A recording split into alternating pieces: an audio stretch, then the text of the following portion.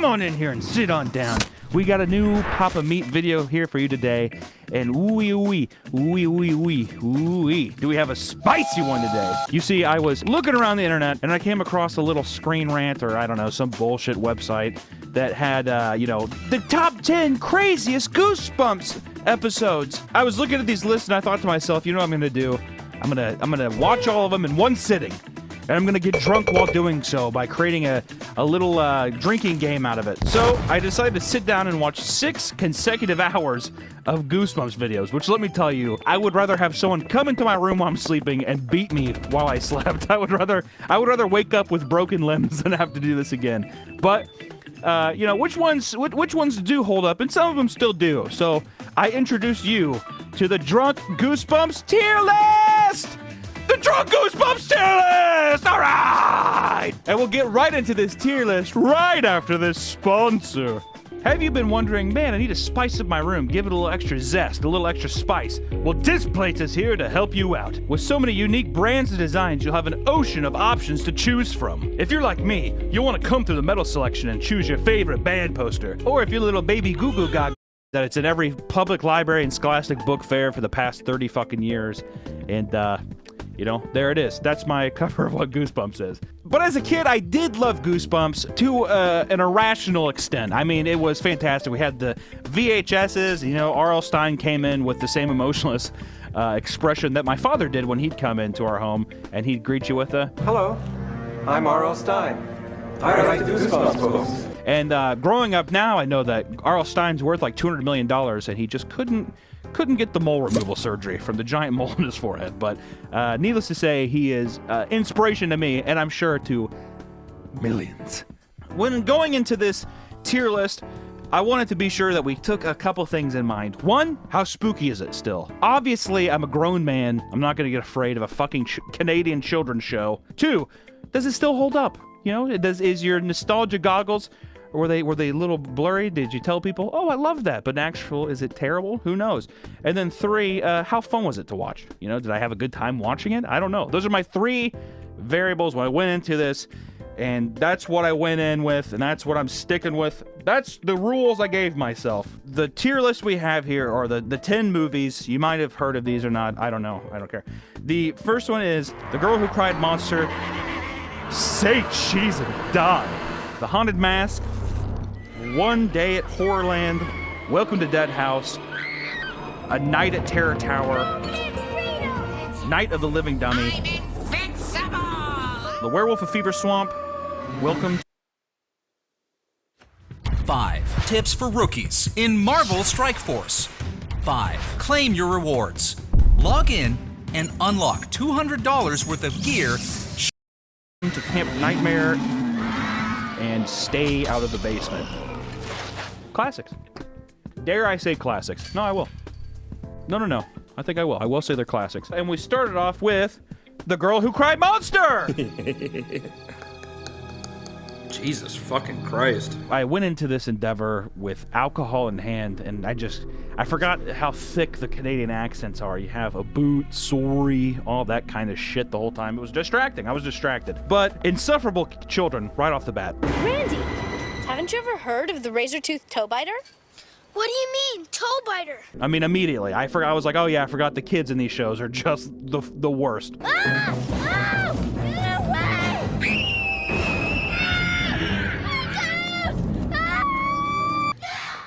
Jesus Christ. And then you have these brain-dead fucking parents who, I think they say the daughter's name. I should have counted. I mean, it had to have been over 100 times. Lucy. Lucy, where you going? Lucy. At first, a rule for the drinking game was if they ever say mom, dad, or if they say the main lead's name, you had to drink. But by that point, I would have had alcohol poisoning. I mean, it was fucked. It was beyond no end. I was getting destroyed immediately. I took a picture that proves he's a monster. Calm down, Lucy. He followed me Stop home saying today. her name! He followed you home. Some highlights from this one I remember was, one, they hired a really good pedophile-looking actor that really was kind of spooky. I felt kind of creeped out watching him. There's a very odd interaction between them where he brings home her book bag. This is yours, isn't it? Could you maybe just leave it on the doorstep? Please. Wouldn't it be easier if you open the door and let me hand it to you? So creepy. Wouldn't it be easier if I gave it to you and you just open the door? And then she's like, I don't know, I guess so. No, she doesn't say that. I will say in this one, there was amazing monster effects, and also, my God, the guy can flick his tongue. They got an actor that knew how to whip out that tongue. I mean, I was impressed. Holy shit!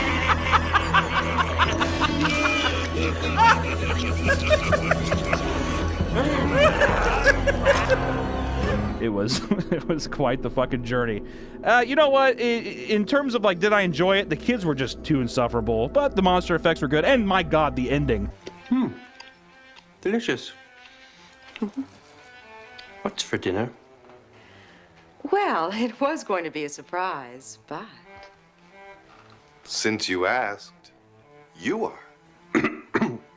It was gonna be, I would say, a D tier until the ending when it was so fucking horrific and violent. I was like, this was on public television for children. They turn into reptiles at the end and they just fucking straight up slaughter and eat the pedophile man. And it's done in this way that is, it lasts a little too long and it just is a little too graphic for my liking. So I boosted it up to, I'd say, a B. That's not bad. Starting off with a B. Could be worse. Not bad. You like cherry pie? Sure. Fuck you! Next we had Say Cheese and Die. Cheddar. You have cancer. Captured my incredible. Let me tell you something about Say Cheese and Die. A little Canadian boy with big dreams was starring in it. A little guy named Ryan, the fucking Rocket Man Gosling. This was a performance of a star. I mean, the entire time I was distracted by how good his voice sounded as a child. He just sounded like a barely higher pitched version of what he sounds like now. With those long legs, he does look like a spider. I'm jacked to the tits! Had the great wavy hair. He was giving the performance of a lifetime. I mean, it was so impressive that I said, this is an S tier. The whole episode is like, oh, it's about Ryan Gosling finds a camera that when you take pictures of people, you see how they die or something. I don't know. I was kind of drunk. I'm not gonna lie. After the first episode, I was already kind of drunk, so I'm trying to recollect what I remember here, but... So they have this giant Jetsons spaceship that they're taking pictures, and you see like his brother die in a car wreck, and I think his mom has like a brain tumor or something like that. I can't quite remember. A big subtraction was the main enemy, who looks like they just got a random 28-year-old kind of doughy, maybe Toronto citizen, and was like, can we put a gray wig on you with some welding goggles and, call it a day, essentially.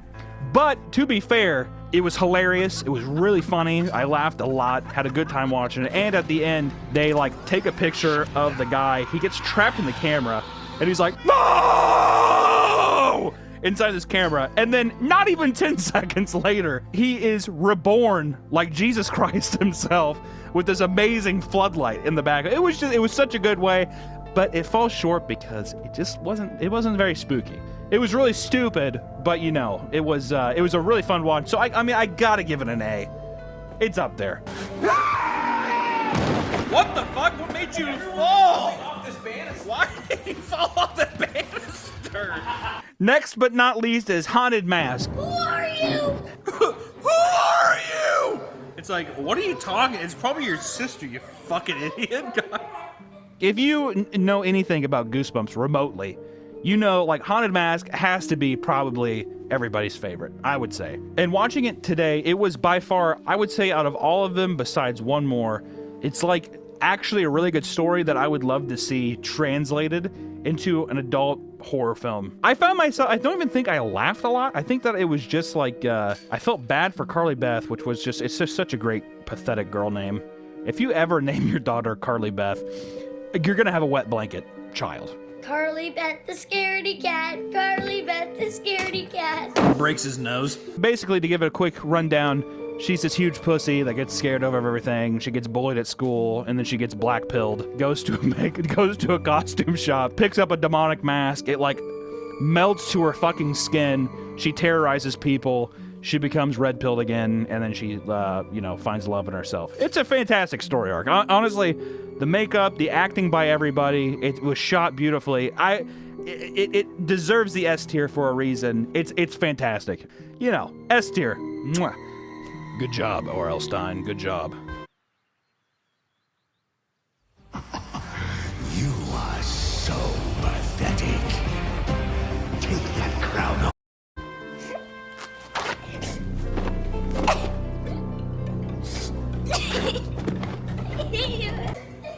Nick, why do I imagine you've done this before in your lifetime?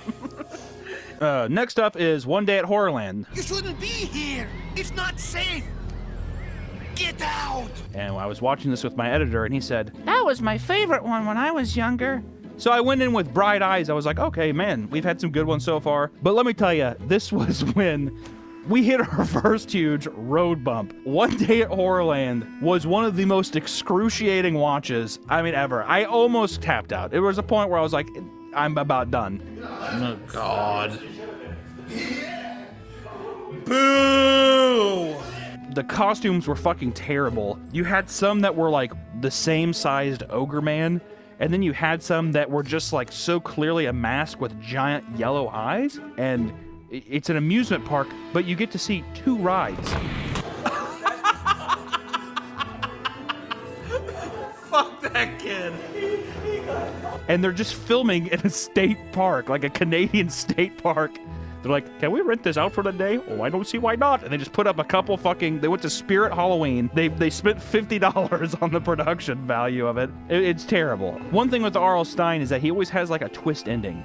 I was saying that he was a more respectable M. Night Shyamalan. And the twist ending in this is that they're actually on a game show, and I don't know, they're dying. I think this would have been redeemable. This may have been a C if we could have actually seen the family die. You ready, kids? Oh my God! Holy shit! If we could have seen the family drive off the cliff at the end and fucking die in the show, I would have probably put it at a C. Because, you know, it would have had that, but it just wasn't spooky. The theme was fucking stupid. I didn't have fun. It was just dumb. I have to give it a D. I wouldn't even place it if I didn't have to. That's not true. I'd probably give it a D. They tried. People in the set tried. We gotta give them some respect here. So I'm gonna put that at the D. And that's all I have to say about that. Yeah! Next was Welcome to Dead House. I remember as a kid, I really enjoyed this one. It's like a zombie movie, but like they have like vampire rules where they can't go out in the sun. But in the entire episode, they're in the sun basically the entire time. And it's funny because they're like, it's overcast, but they never show the sky because I think they only shot on absolutely beautiful days where there wasn't a goddamn cloud in the sky. So it's like direct sunlight on him, and you can see like the shadows from the trees and stuff casting on him beautifully on his disgusting pale skin. He's like, we have to go inside. The sun's coming out. It's like, it's on you. The light's on you. You've been in the sunlight this whole time. But yeah, I remember I liked it a lot. It did not hold up. Basically, a family moves into Flint, Michigan, where the house market, I mean, the guy must have paid fucking no money for that house because he's like, come on, Joshua, you know I need to write my book. And he's like, oh, Dad, I hate this place. And the dad just beats the shit out of him for like 4.5 minutes. And I thought that was very provocative and moving. But people are just like breaking in, trying to look at the girl. They're just punching holes in walls and shit and leaving. It's like an angsty teenagers keep coming to the house and they just use this as their fucking punching bag. But a lot of them just like die at the end and they just like, I don't know, you can see it. They just turn to like basically a fog. Not even steam. I would literally call it fog. They turn on a fog machine and they blow it up at the actors. And they're like, oh, and die. And then the dog turns gray at the end. It's a D. It's a D for me, if I'm being honest. Put that down there tucked nice and tight next to One Day at Horrorland is what I say with that one. Come back! Come back! Dark Falls needs you! I'm hungry! The next one up was Night at Terror Tower. Terror Tower sucks. I watched 5 minutes of this and I thought to myself, no. Terror Tower is terrible. Hey, Terror Tower, the only tower that I'm climbing is, it's a bad one. I don't think so. There's not an F tier on this, so I'm just simply not going to put it on the list. It doesn't deserve it. To give you an understanding, it's like they go back in time and they're being chased by like medieval people, but there's like a magical egg or stone or something. It's fucking dumb. I wasn't gonna watch it. It's a bad one. It's not getting rated. So, there it is. It's cold. The next one we did watch was Night of the Living Dummy. What the fuck? What's that? What? Once again, A Star is Born. This one is starring the ever emotionless actor Hayden Christensen. Don't make me kill you. You gotta love him. I mean, if you look at his performance here as a child, there is, I mean, zero growth as an actor.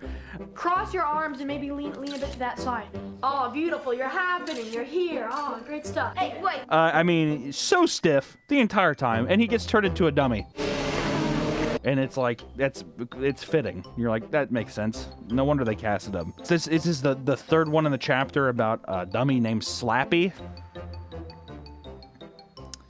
So these kids have a dad who's a ventriloquist. He's like 4'7", and he's married to a woman that's like 6'5". It's very distracting. He's wearing bolo ties the whole time. Basically, Hayden Christensen's character is a giant pussy, red pillar, who's like, oh, I'm gonna get revenge for these kids who are making fun of me because I'm a pussy. It's essentially it's a bait and switch. You're like, oh my god, they're playing pranks on him. It's so rude. Leave Hayden Christensen alone. So essentially, we do find out that the dummy is alive. He's evil. Who would have seen that coming? And he's torturing the kids. I will say there's a pretty fucking brutal part where like the dummy is on Hayden Christensen's character, who is named Zane. What a bad name. They throw Slappy out a window, he gets fucking struck by lightning, and for some reason, explodes like a neutron bomb.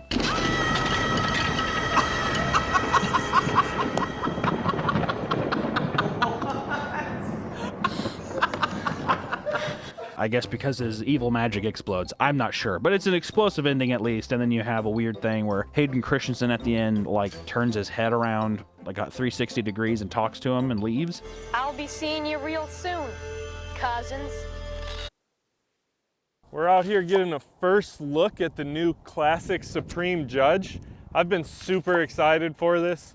The end of last season, I actually started putting with judges, and they became my main throwing putter over this winter. These have that nice firm feel that I like with putting, except they're almost a little grippier, which I'm excited about. Hopefully they fly just as far and straight. It's very odd. But like I said, you have the weird thing where Slappy's like basically mounting and like grinding on Hayden Christensen as a child and breathing weird green smoke into his nose and turning him into a puppet. So, you know what? I think all in all, I'm going to put it into a C. It was not as bad as Welcome to Deadhouse or One Day at Horrorland. I will say that. I will give it that. As a classic, everyone's like, oh, that one's one of my favorites. I didn't see the big appeal. Say Cheese and Die. Way better. Way more fun.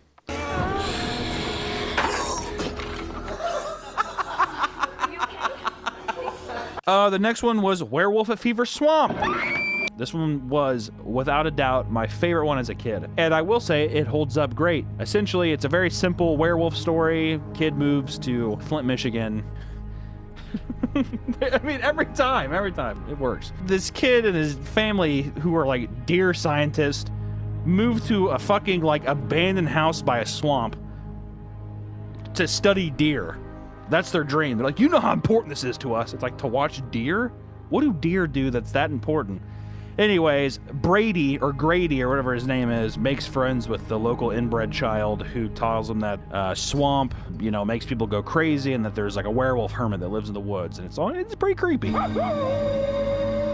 will say, it's like a weird, obviously mentally unwell man. I don't know if he has Down syndrome or not, but he is at least clinically insane, living in the woods in a shack, and it's like 1997. So it's like, what are you doing out there? Just get a job, get a house. I don't know. It's weird. He like has a musket or something too, I think. It's like he's living 300 years in the past in this swamp. I don't know. It was confusing. But the nice bait and switch in this one is that actually the inbred kid was the werewolf the whole time. Pretty scary. Pretty good werewolf makeup effects. Great sound effects for the monster. Like the sound he makes is actually kind of fucking creepy. Run, boy!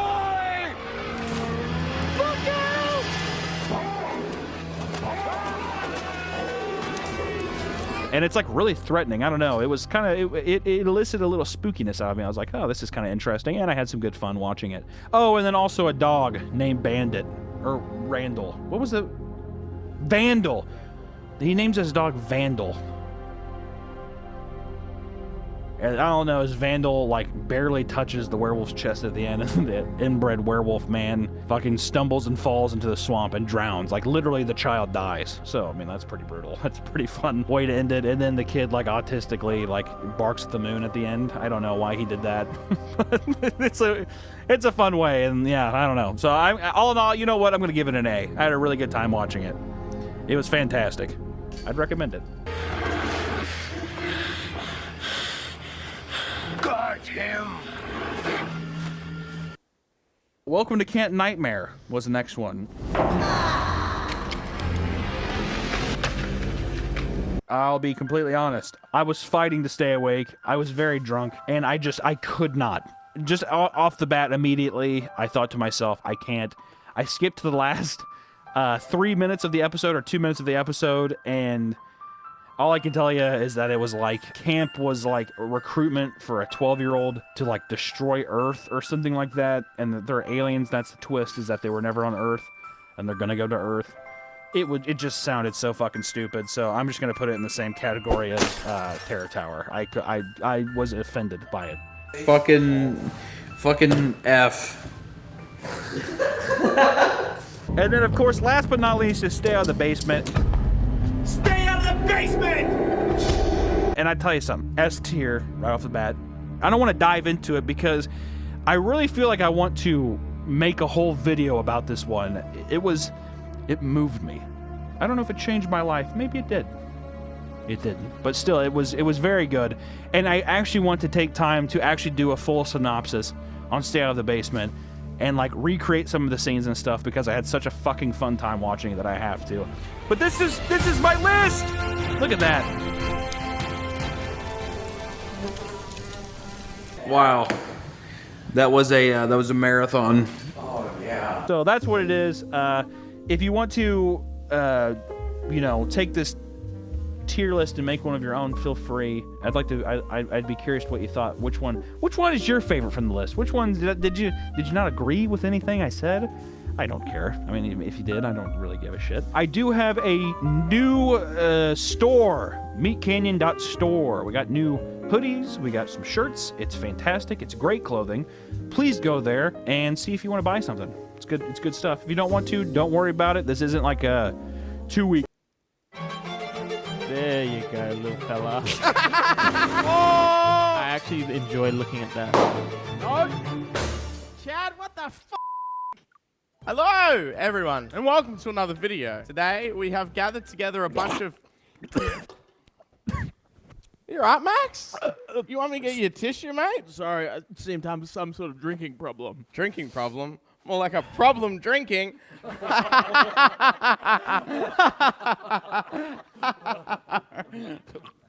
Oh, looks like I have a drinking problem too. Oh, it really seems like you guys have a drinking problem drinking. Yes, that do be the case though, don't it, Scott? If only there was a way to warn the people around us, in the interest of public safety. Yeah, with something like a sticker or a sign or a... Hold on, I gotta change my shirt. Max, shirt! Do you have a problem drinking? Hell, even a drinking problem? Me too! Let the world know with the new limited time Cold Ones tea. Available now for 3 days only. Then it's gone forever! Get yours now from shirts.cool/problem. That's shirts with a Z.